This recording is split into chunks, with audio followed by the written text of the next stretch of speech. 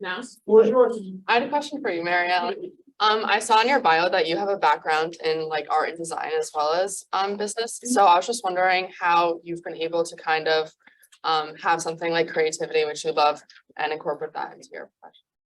good question. I think if I didn't have the ability to do something creative in my work, I would start bouncing off the ball. You're sort of that like right brain, left brain human being, definitely more right brained focused. So how do I apply that to my sales? Lots of different ways, actually. Sometimes just in conversations with people, when you're trying to, lead them in one direction or another, just like this emotion, you have to get creative with telling stories about people, imagining themselves in this new home or imagining themselves moving from this home into the next stage of their life and what that would look like. So you get creative there. Also, because of my design background, walking into a house that might need some love, I can walk in there and say, okay, so I know enough about structure that I know this wall could come down. We get an engineer talk about this. If we just, open this up, let some light in, put some colors on the wall, brighten it up a bit, and you start to sort of have them imagine what it's going to look like, and then put their feelings and their family and whatnot in their space. That's another way I was able to apply creativity. And then sometimes when you're negotiating, you just get it like fucking creative because two people don't want to meet in the middle, and you're going to figure out a way to make it work. Great question. Thank you.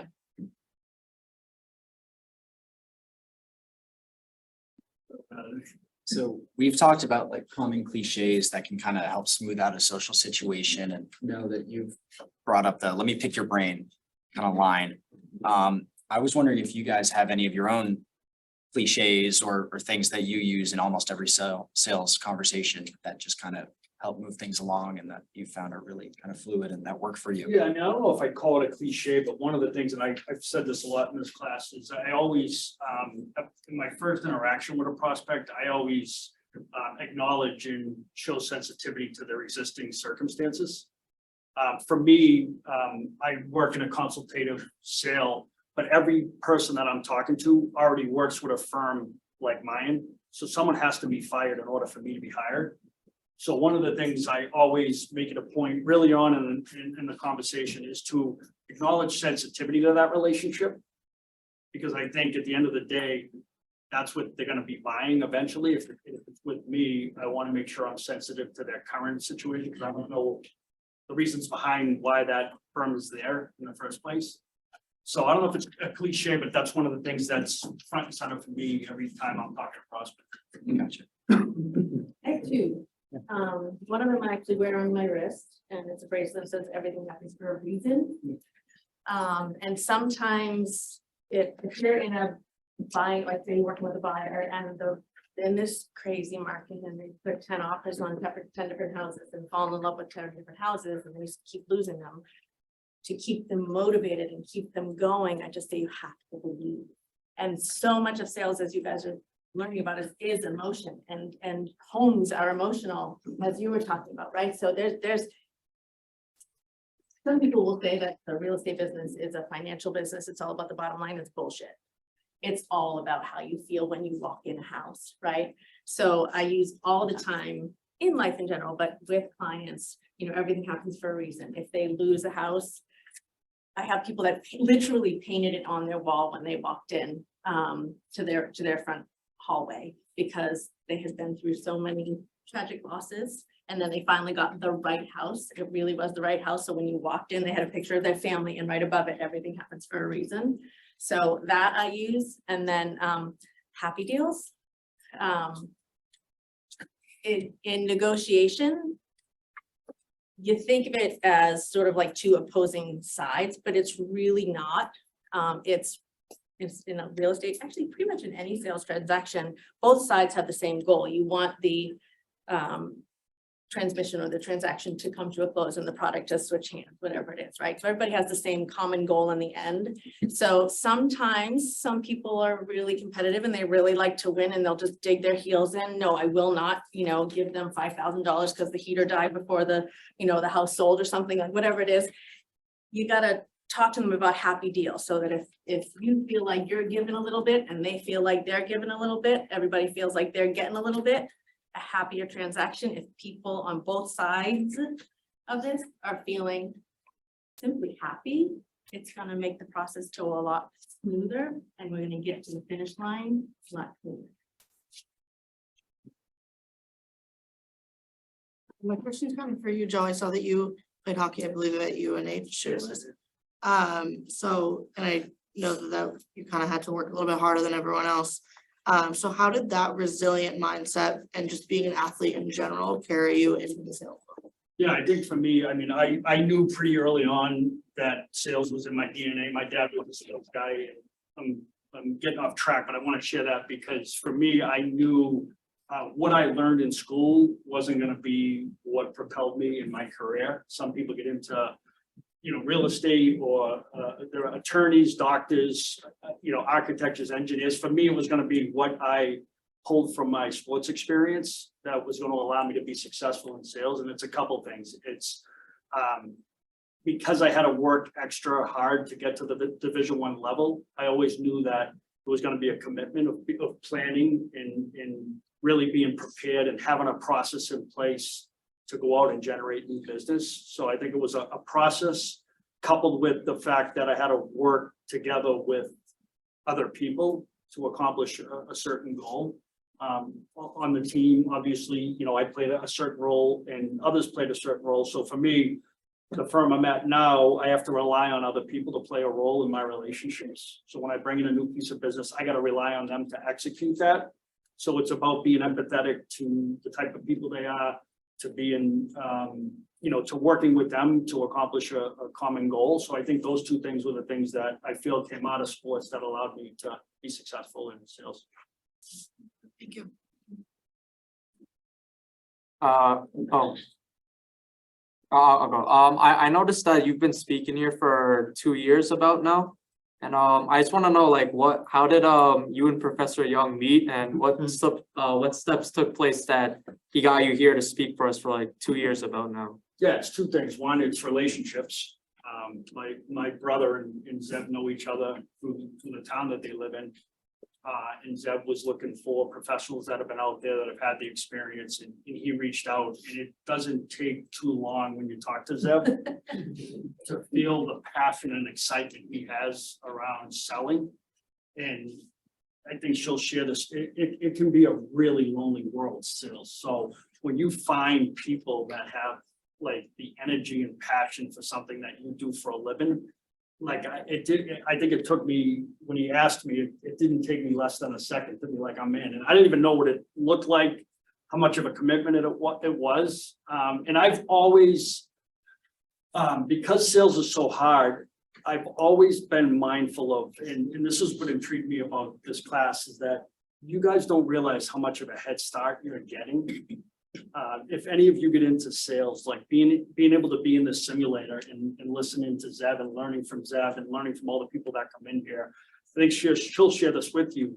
My first few years, that was my experience of falling down and screwing up and, puking on my shoes. And you guys are really doing that all in here before you even get out there. So when Zeb explained to me sort of what the opportunity was to come in and share some of my journey, I was all for it. One, because I think the world of him and I loved his passion, and two, I always like to try to give back in some way, shape, or form. So Thank you. You could answer this question as well. Hockey. How does anybody else meet? It's hockey always. My youngest son, Christian, and their son Zayden played on the same hockey team together a couple years ago, and I don't know, we just were forced to hang out together, and it has this, it's hard, as he said, like you have a conversation with Zeb and you love him. Like he's excited, he brings you in and you are just happy. So yeah, so that's how we met. And then, just talk a little bit about what he does. I started, searching for him and following him on social media and all that. And then I was like, you know what? I need you to come in and pump up my sleepy agents that are like, trying to figure out how to work this crazy market. And so he did. And then he asked me to come here. Absolutely. Thank you. Just gonna ask. So, Joe, you talked about, and this is a question for both of you though, you talked about how that first visit that you have is almost never going to lead to a sale instantly. Like it takes a few times. So in an age of instant gratification and social media and low attention spans, how do you feel like you can navigate that space with a mindset of I needed to delay that gratification? How does that all work with selling? How do you get through that? I think for me, I'm built to be a people pleaser, and in some ways it's been great for me, in other ways it's been a detriment to me. But I've always had a mindset, and it's never been any different in my personal life, is it's always about them. And when you start there, you have a little bit more patience in the process, versus if you make it about you, your anxiousness comes out a lot quicker. So having that mindset going in allows me to have patience and have the ability to sort of know that this is going to be a long-term game, which allows me to show up in an authentic way and allows me to focus really on what their needs are and building rapport with them. So that's been the reason why it's just been a natural thing for me, to be candid with you. I set the expectation from the very beginning.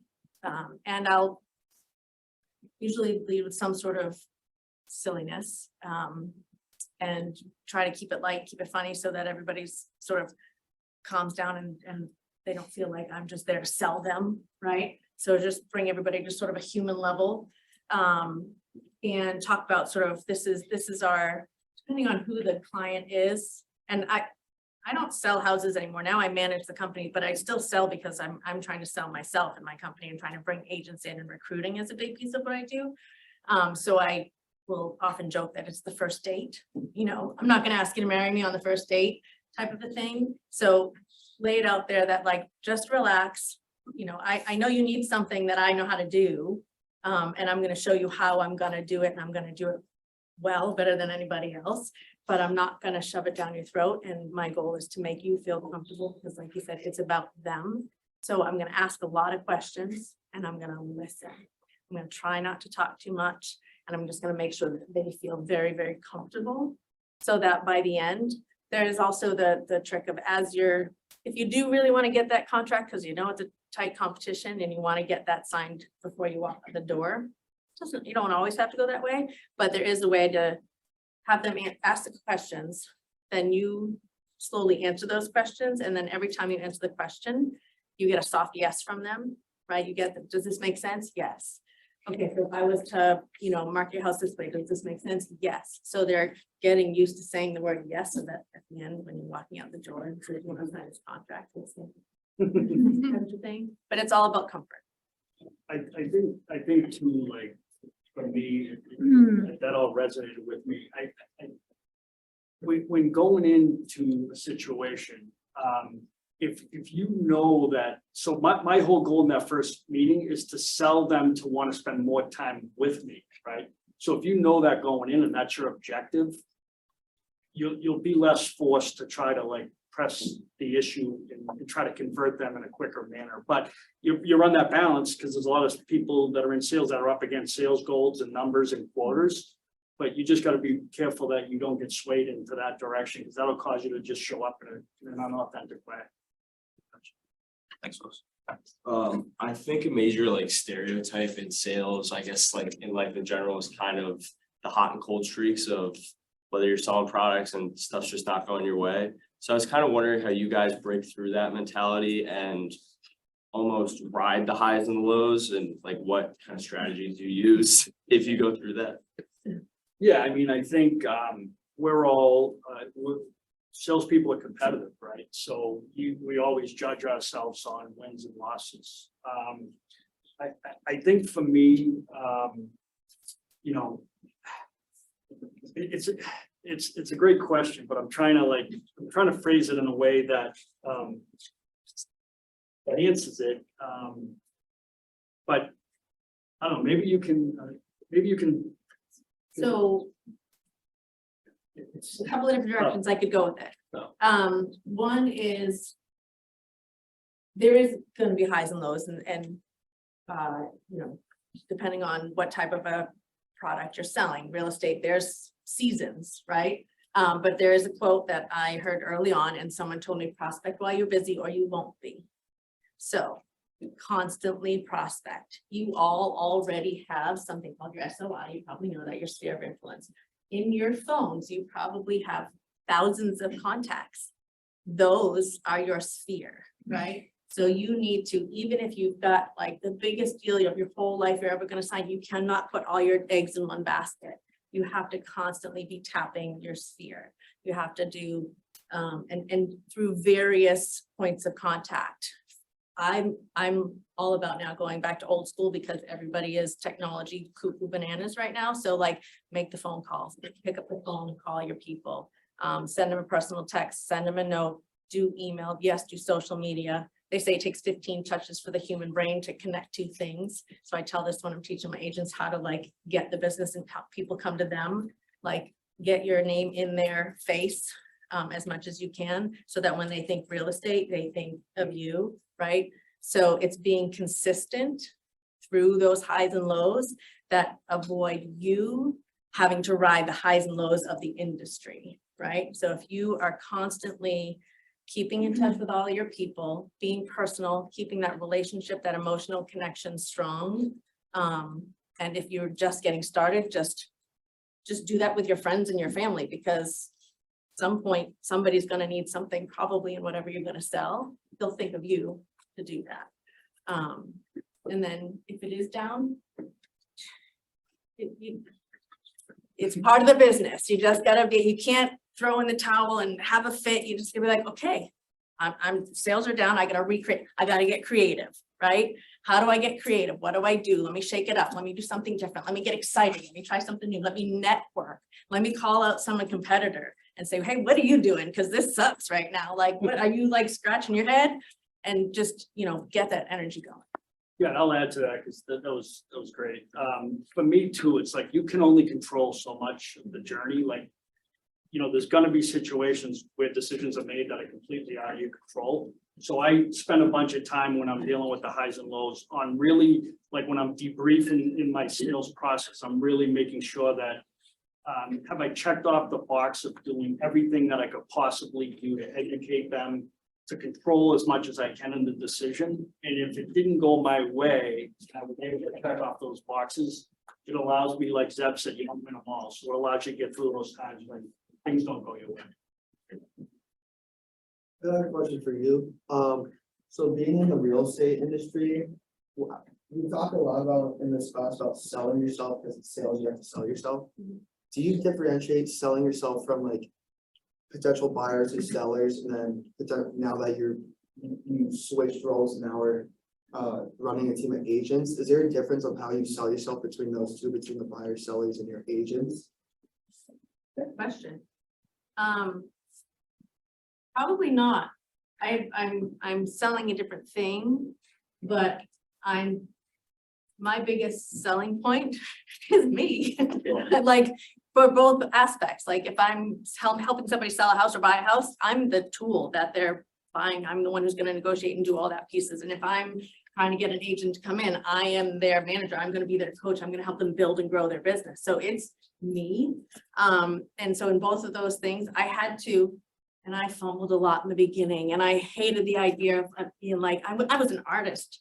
How am I a salesperson? What? How am I going to do this? And I jumped in and figured it out and was like, okay, I have to figure out how to be confident, be proud of what I'm doing, know my shit, but still be authentic and be me. So I think that the most important thing, no matter what you're selling, is be you. You can put your own spin on whatever it is that you're trying to sell to whatever client is you're trying to sell. It's also along with that, not to contradict that, but also be aware of your audience at the same time. Like be watching for clues or listening to things that they say. And if you can connect with them personally on something that is a belief of theirs, like I'm a green geek. So if I hear somebody likes to talk about, you know, sustainable this or electric this or whatever, I'm like, oh, I'm gonna hit that and we're gonna connect on that. And that's how we're gonna build our bond in order to get to the next level of the sales process.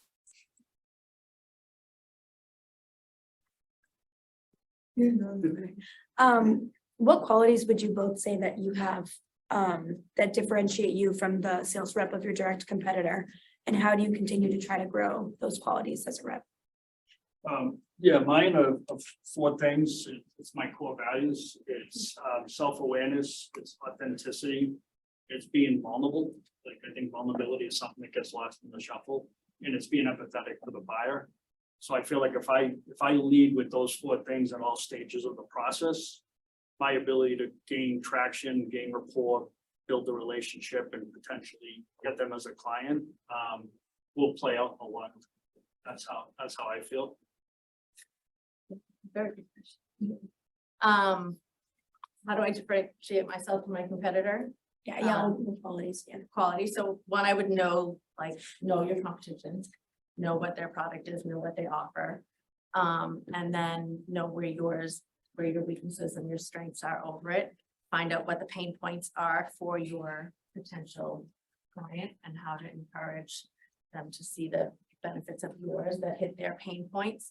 And then with my own piece, I think it goes back to your question. It's I'm gonna be myself and I'm gonna be, vulnerable is a great word because you want people to see you as human. You don't want them to see you as a transaction because it's really easy to just throw away a piece of paper if they see you just as a transaction. But if they see you as a human being, then they're not going to just throw that away. They're going to human nature. People want to help people. People want to work with people they like. So focus on, again, it's all sort of repetitive. You're seeing this like the emotional connection, that relationship is like the bottom line. Great, thank you.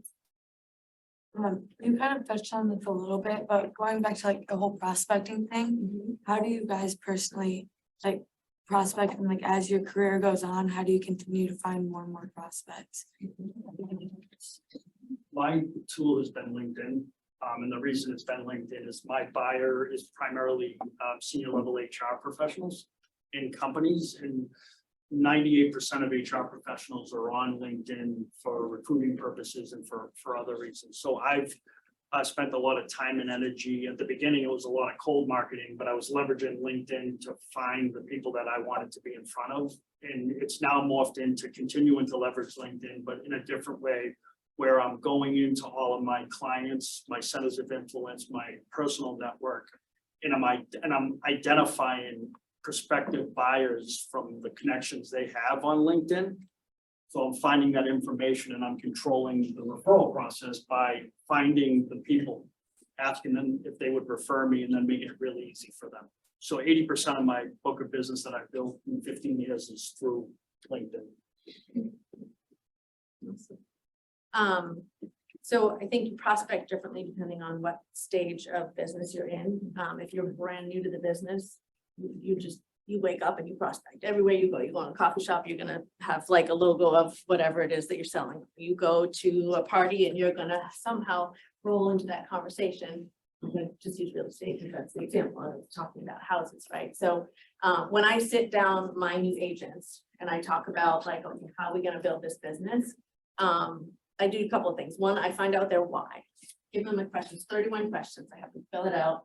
And then I come back and we go from their why, we figure out what is their thesis statement or what their mission statement is, right? And then, okay, that mission statement we have, what are we gonna do with that?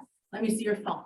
And I look through the phone, I scroll all the way to the bottom and see how many people that they know in their phone. And there's usually like, 3,472 people. I'm like, holy shit, that's like 10% of these people are talking about houses right now, which is the statistics. So 372 people that could buy or sell a house right now.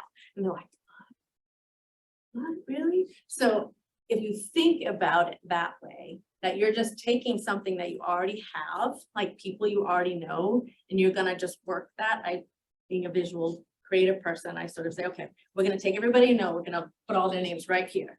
And then what we're gonna do is we're gonna keep tapping them. And we're just gonna keep telling them all that you know a lot about real estate and you know how to sell houses. And you're gonna tell them by emailing them, calling them, putting it on social media, whatever it is you're gonna do. And every time you tap them, it builds up, like, and it becomes three-dimensional, and that becomes the foundation of your business. The people you know are the foundation of your business. And then from there, one deal turns into another deal because you start to market, oh, I just sold this house. And then you talk to the people all around that house that you just sold.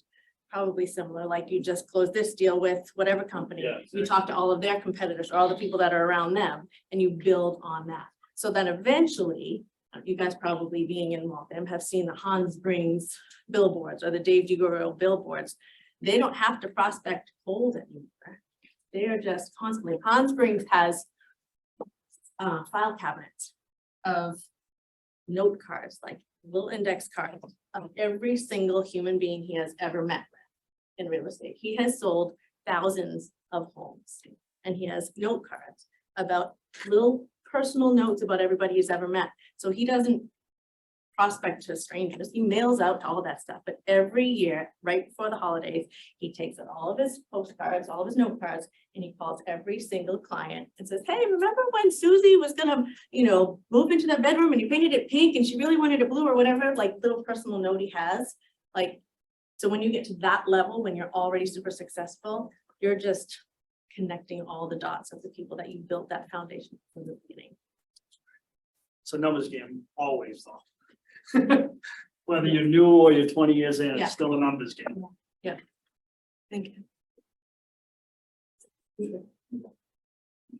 All right, you in the back. Okay, this question's more for Maryellen, but I saw like in the interview, like I wear many hats, I do a lot of things, like as your role, you have a lot of things that you're kind of responsible for, and then you also said that you sometimes have to, I guess, cheer on your people, and then sometimes have to like be a shoulder to cry on. Like, how do you manage that many different hats, and how do you figure out what they need in the moment and not blur the line between like I'm your boss versus like friend? That is a really good question, and I will fail at that often. Because I am a people pleaser, as Joe said, and I will just want to cry with them. Sometimes I do. But it's practice. It's knowing what your limits are. Knowing what, the rules are for corporate, right? And then we really are like, it depends on the business. Some businesses you have to meet certain numbers in order to stay afloat, right? Real estate isn't like that, it's your own business. So I have agents in my office that didn't sell a house at all last year. And I'm not firing them, I'm not kicking them out. But what I am doing is I'm calling them up and saying, hey, you noticed you didn't sell any houses last year, everything okay? Can I help you? Can I be your, actually, I just on the way here texted two of them where and now they're accountability partner, where every Wednesday they're coming in for an hour and they're making their calls to build their business. So deciphering which hat to wear at what point, it's probably like wearing 27 of them all at once. It's very hard to, especially if you're which most salespeople I think are emotional people. It's very hard to make that disconnect. And how do you manage that stress of wearing Wine. There's my honest answer. And maybe watching my little ones play hockey. Although sometimes that's not. That's more stressful. Yeah. Yeah. So in class today, we talked a little about making the customer trust and respect you. I was wondering, how do you guys go about approaching getting a customer to trust and respect you and show that you have value for them? For me, it's pretty simple. Just really just authentic, vulnerable, genuine, and I try to relate to them in some way early on that has nothing to do with what I'm there to talk to them about. And then through the journey, I'm a big believer in listening to them and focus on things that might not have anything to do with what I'm selling and trying to be a resource for them in areas that won't put any money in my pocket, but in theory, I feel like that allows to build just an amazing amount of trust and credibility, because most people, when a salesperson's in front of them, they know that their whole objective is to sell them something. So when you're adding value on things you're not selling, it kind of gets them off guard in a good way. I would agree with that 100%. It kind of goes back to ask a lot of questions, find out where the pain points are. And sometimes you can solve things for them that aren't even part of what you're trying to sell. It's something separate, but you can solve it. But also something else to keep in mind here. You can, in that conversation, that initial conversation where you're trying to win them over, even depending on the client, you can turn it so it's like they're trying to win you over too. And it works, you know, sometimes when you talk about like that first date, like, you know, I don't want you to feel like I'm just trying to sell you something, like, I know you need something from me and I can give it to you, but also like, you know, let's talk about this process, talk about what I'm gonna do for you, and then you're gonna decide if you're gonna wanna work with me, but I'm also gonna decide if I wanna work with you, because, you know, you could be the buyer that's like on Zillow at 3 AM and texting me, and I'm going, no, thank you. I don't wanna do that. So there is some ability, and you're not gonna do that on your first call. Your first call, you're like, whatever they need or whatever they want, you're just gonna like give them everything. But as you build up some confidence and you build up some experience and you know more the value of your own time, that's huge in sales. I cannot tell you how often I coach agents to say no, right? To say, no, I cannot do this showing for you on this day. My son has a soccer game. Instead of them scrambling around trying to figure out and then feeling awful and feeling guilty about themselves because they missed their son's soccer game. Your time is valuable. And for you to know that and be able to express that, especially in the first meeting, you know, they're gonna respect and appreciate that and see you as a human being, because their time is valuable and they know that. And they see that your time is valuable and you know that, then you're on even grounds. So, did that make sense? I sort of spun that. Thank you both for being here. Obviously, we've been talking about connecting and making relationships with prospects. I was wondering, how do you deal with a prospect that's shutting down your efforts and they're being just difficult and they're not helping you connect with them in any way? So there's a couple ways you can do that. If you're not connecting with a certain client, right? In sales, right? So just in general, right? If you're gonna be an engineer, you probably have a certain personality, right? If you're gonna be an actor, you probably have a certain type of personality. If you're gonna be an athlete, you probably have a certain personality, a doctor, whatever. A lot of different careers draw certain personalities, right? So in real estate, I say everybody needs a home. So there's enough people that need to buy homes in real estate. So there's enough different personalities that every different type of salesperson can be successful in the industry, right? Does that make sense? Right? So say I'm not connecting with a certain client. That might just not work. Now I have the option of one saying, you know what, I'm sorry, but this just isn't working. Maybe we should just part ways and move on. Or in most sales industries, I think you can refer business, right? So in real estate per se, I could say, this person's kind of a difficult personality. I know that Joe in my office, he's really good with those type of personalities. I'm gonna cry every night when I go to bed because this guy's such a pain in the ass, but Joe can handle him and put it away and leave it and not worry about it. Hey, you know what? I don't think we're working so well, but this guy Joe in my office, I think you and him would really connect, and I think he'd really be able to answer the questions that you're asking and make you feel comfortable in this process moving forward.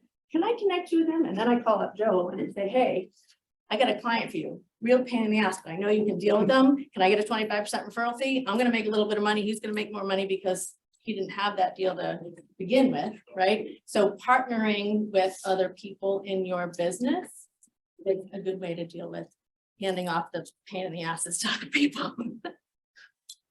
I mean, yeah, that's a little bit different than my world. It actually becomes kind of intriguing for me to try to get someone to, you know, convert from being who they are. If I can add value to them and I can get them to a better place, it kind of becomes a sport for me, because it isn't about me, like however they're, now if they're downright like just rude, that's one thing, but if they're just difficult because they're difficult, sometimes some of those people turn out to be your best clients and to be clients forever and refer you business.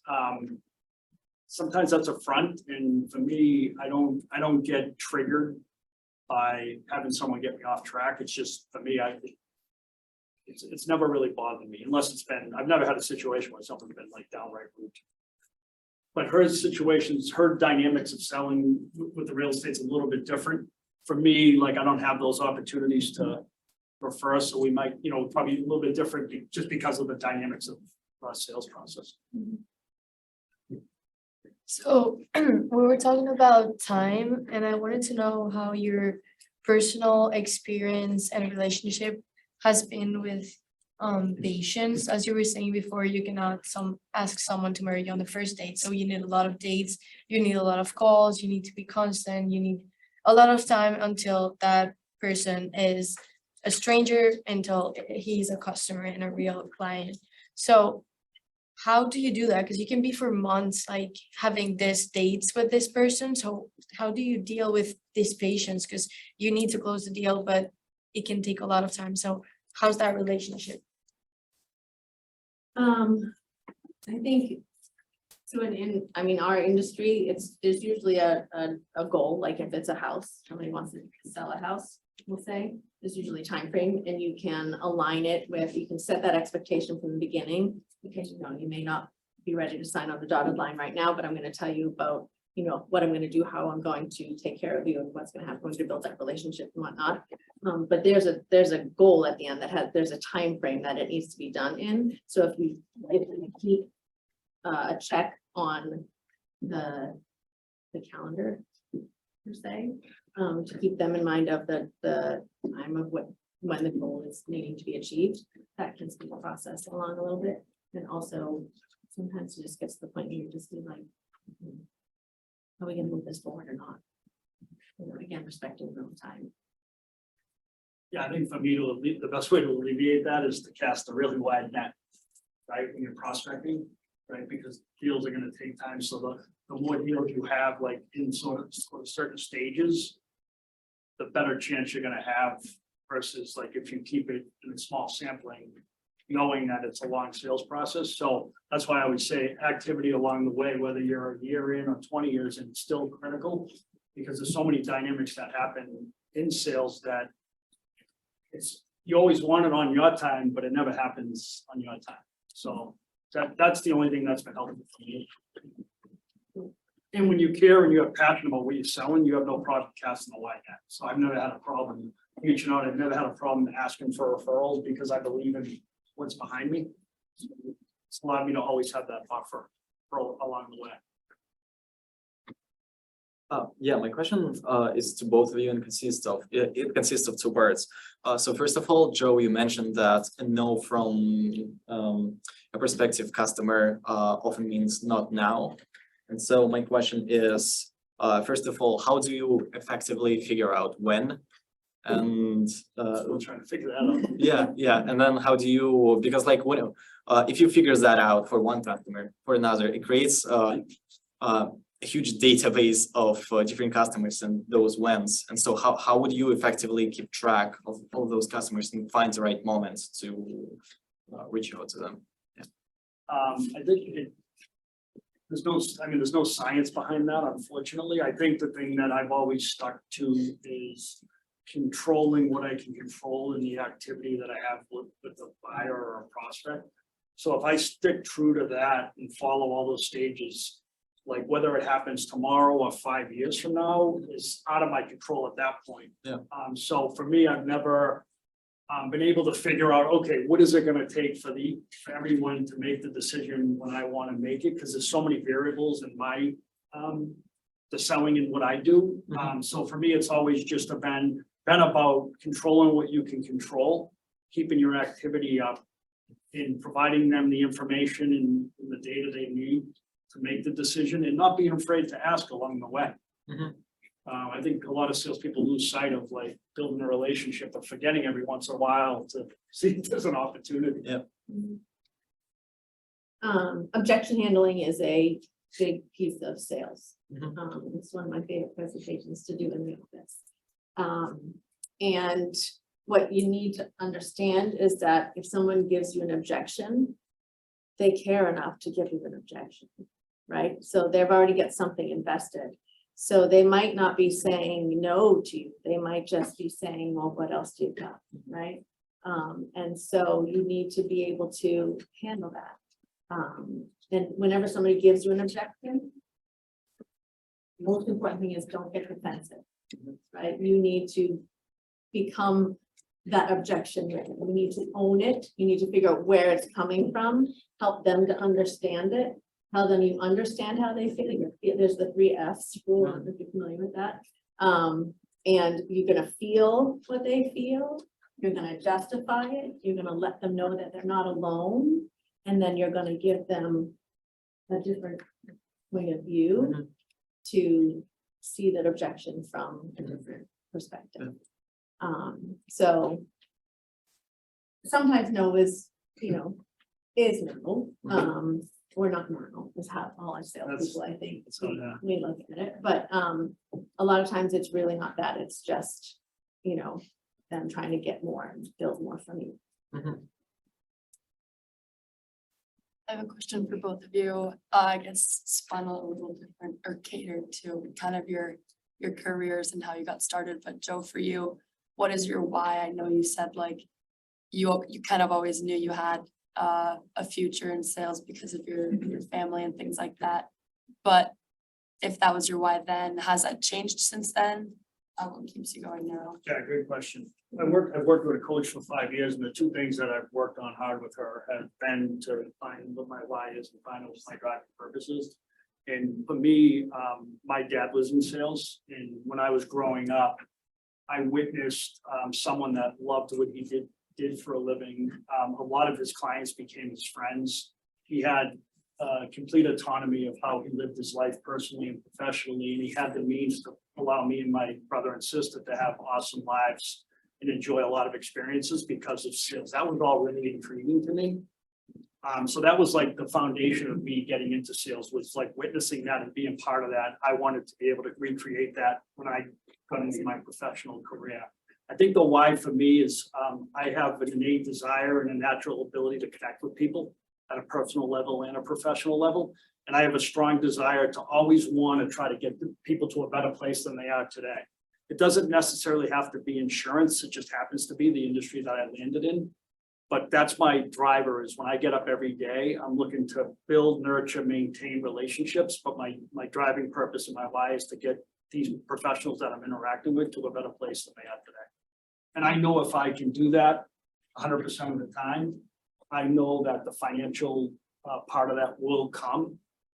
And so it's never been financial first for me. It's always been, what's my why, and put myself in a position to be able to see my why out, and the financial part of it has come behind that. Awesome.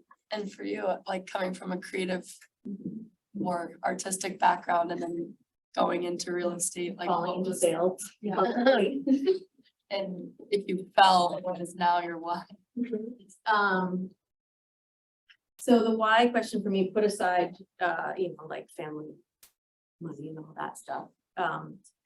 I take pride and joy in seeing people achieve their dreams, achieve their goals, making themselves better, right? And it's funny because in the, switching from helping people buy and sell homes to helping people help people buy and sell homes, it's still pretty consistent. With when I was selling, it was helping people achieve a dream, a goal, or whatnot, and to feel satisfied and fulfilled in their life, right? For the management side and coaching agents, it's helping people recognize abilities that they have that they didn't even know they had, and helping them build on that and on themselves and on their natural talents, and to push the envelope and to, take a look at the stuff that's not so easy for them and force them a little bit to, to get more comfortable with what's uncomfortable and to see where it'll take them. So a lot of words, but I really enjoy helping people like be the best they can be. So thank you. First of all, thanks for being here tonight. Just really appreciate like learning about both of your experiences and steps of your like how you are today. And a lot of what we talked about in this class is about the growth and opportunities for the future. So now kind of shifting gears into like a little more of like a future oriented mindset. I was just wondering, do you, whether it's like with sales or just in general as a person, like, do you both have any goals for like maybe the next 5 years? I think for me, I'm fortunate that I lived the life I want to live even now as a full-time employee in a company. I mean, I experienced the things I want to experience. I have great work-life balance. I have the autonomy to like, you know, control my own destiny with my scheduling. Plus, I absolutely love what I do and I have an extreme amount of passion for it. I don't see anything changing in sort of my future because, you know, in sales, it's great because you can put yourself in a position to do it when you want to do it and to do it on your time and to have the ability to have the financial success to allow you to also find some of your passions. Golf's become a passion for me. I love to travel. I'm a big foodie, right? I can experience all that stuff because of the career I have. But I can do that moving forward as well. So I don't see myself in any way, shape or form slowing down from what I'm doing today. So I have a very specific goal right now. My family and I want a summer house on a lake near the ocean. So that's, you know, we teach our kids about goals and I teach my agents about goals. And so that right now we have a vision board in our office, actually inspired by my friend over here from when he did our training. And so what am I going to do to, you know, achieve that? Well, I need to keep working my butt off. So in order to keep working my butt off and get that house, I'm going to use that to encourage my agents. Say, this is my goal. I'm going to use that personal story. This is what I want. I have a picture of a summer house on a lake in my office on our vision board. So I'm using that to help everybody use their own personal goals to work together. And we chose a word for the year. I don't know if you guys are readers of like, might not be there yet. I'm such a nerd for, you know, the self-help books and like the energy bus and my one word and all that. So our one word for the office is commit. So on that board, all of us together have decided to commit to trying to achieve our goals individually. And then, so goals is a very big part of our that's it. I should add, I do have one. I'm purchasing a racehorse. I forgot to leave that. It's a goal of mine. I haven't done it yet, but it's on my roadmap. A big horse fan. I don't know if anyone's been to Saratoga. No. So if you haven't, get up there. I'm supposed to go with you. You're in, you're in. Any other questions? Let's give a big hand for both. We got one more? One left. This kind of ties into previous questions about like, what's your why and what are your goals? But what advice would you give to someone, say like all of us young professionals who are still trying to figure out what their passions are and what their why is and how they can incorporate that into a successful career? Great. That's a really good question. I think it's, for me, I kind of fell into insurance. My dad was in the insurance business, but for me, I kind of fell into insurance. I'd be perfect. This might sound crazy, but I really am not that intrigued by insurance. So I don't have a passion for insurance, even though I sell it. I have a passion for getting people to a better place like I shared. I rely on people that have a passion for technically like an insurance. So for me, insurance just happened to be the path that I took. If I didn't take that path, the advice I would give is if you're thinking about sales, you know, talk to a lot of different opportunities around selling, whether it's a product, whether it's pharmaceuticals, whether it's real estate, insurance, you know, be curious around and have a lot of conversations and leverage the network. I mean, if I can help anyone in here make connections into my network, I'd be happy to do that because at the end of the day, business owners are looking for salespeople. Every business owner is looking for a salesperson, so you have the opportunity to have a lot of conversations and find what's intriguing to you. At the end of the day, if you find what's intriguing to you and you have passion for it, and you do all the things on this board and you have a commitment and follow a process, you'll be successful in my mind. My biggest advice probably would be just talk to people. Just don't ever be afraid, don't be embarrassed, doesn't matter who it is, everybody puts on their pants the same way, one leg at a time, like, just talk to people. My husband and I are very, very different, so he's actually a police officer here. And he is very like, he knew that he wanted to be a police officer. Day one, he went and got his degree in criminal justice, got his master's in criminal justice. He is a punch in, punch out guy, like he took a path with a goal and it was very straight. I'm a right-brained artist. It's like, I want to be a mom. I need to make money. How am I going to do this? I like to talk to people. And I just kept talking to people and I kept trying different things and I listened to my heart. Mom taught me that when I was like 6, right? Listen to your heart. So trust your gut, listen to your heart. Try things, like go out there. If someone gives you an opportunity to speak in front of a class of, college students, do it. Like, you never know what's going to happen unless you go into a situation. So be open-minded, be excited about life, be excited about things, get up every day, make your bed, like do all the things you got to do to get through the day successfully. And then, experience life and it will find you. Again, I'm a reader of books. The North Star is the whole thing, or the law of attraction. Do you guys know this stuff? The Secret, the book, The Secret? Like it happens. I swear to God, it happens. It's crazy, but have passion, live with joy in your heart, and just like be you. It's hard sometimes as you're in that age, like trying to figure out exactly who you are. But I know you all know like the real inner core of who you really are. Like hang on to that, feed that. There's the positive dog story. Do you know that story? No? Okay, so in one of the books that I read, there's this guy and he's really struggling and he goes to this wise old man. He says to this wise old man, like, sir, I got this battle going on inside me. He goes, I feel like there's one voice inside me that's saying, you're amazing, you can do wonderful things, like you can fly, you can do all this stuff. And then there's this other voice inside me that says, really, man, you're terrible, like you should just crawl under a rock, like there's nothing good. He goes, and sir, I need help, I don't know what to do with this. And the wise man goes, let me think. He goes, it's like you have 2 dogs inside you. You've got a vicious dog and a happy dog.